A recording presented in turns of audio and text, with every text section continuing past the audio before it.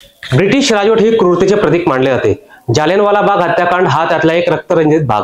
पण जालियनवाला बाग हत्याकांड ब्रिटिशांच्या क्रूरतेची साक्ष देणारी एकमेव घटना आहे का? तर नाही।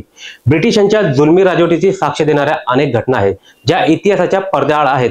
त्यातील एक घटना म्हणजे बावनी इमली। नमस्कार, मी विकास चव्हाण, तरुण भारत लाईव्ह मध्ये आपलं स्वागत आहे।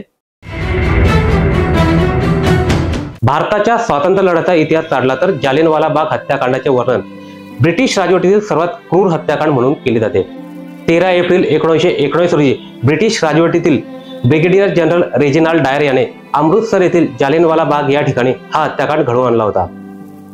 जनरल डायर याच्या हुकुमावरून ब्रिटिश सैन्याने निशस्त्र लोकांच्या सभेवर रायफलीच्या त्यावेळी तब्बल 1600 फैरी धाडल्या होत्या। ब्रिटिशांच्या या क्रूर हल्ल्यात स्त्रिया, पुरुषांसोबत लहान मुले असे तब्बल 400 जण शहीद झाले होते। मात्र मृतांचा आकडा 1000हून अधिक होता असे इतिहासाचे जाणकार सांगतात।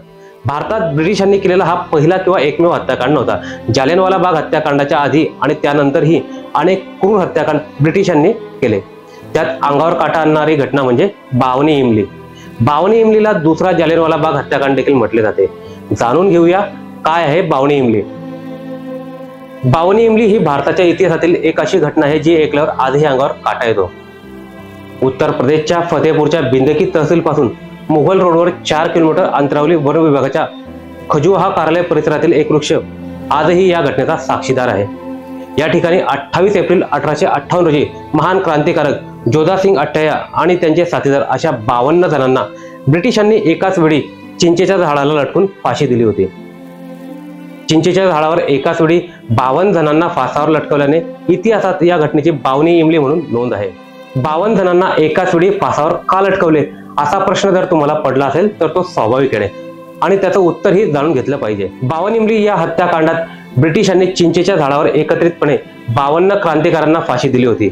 यामागचं कारण म्हणजे 1857 मध्ये क्रांतिकारी जोधासिंग अट्टय्या यांनी त्यांच्या क्रांतिकारी साथीदारांसह ब्रिटिशांसमोर आव्हान निर्माण करत त्यांच्या नाकीनऊ आणले होते।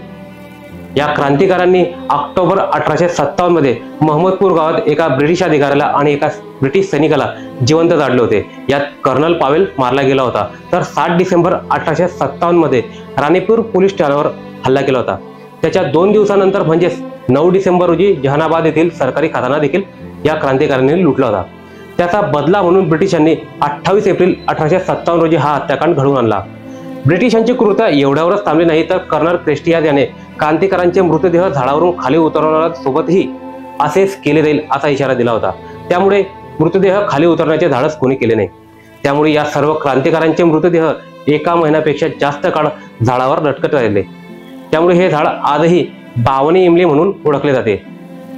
तुम्हाला ही माहिती कशी वाटली कमेंट करून नक्की कळवा। व्हिडिओ आवडला असेल तर लाईक करा, शेअर करा आणि चॅनलला सबस्क्राईब करायला विसरू नका।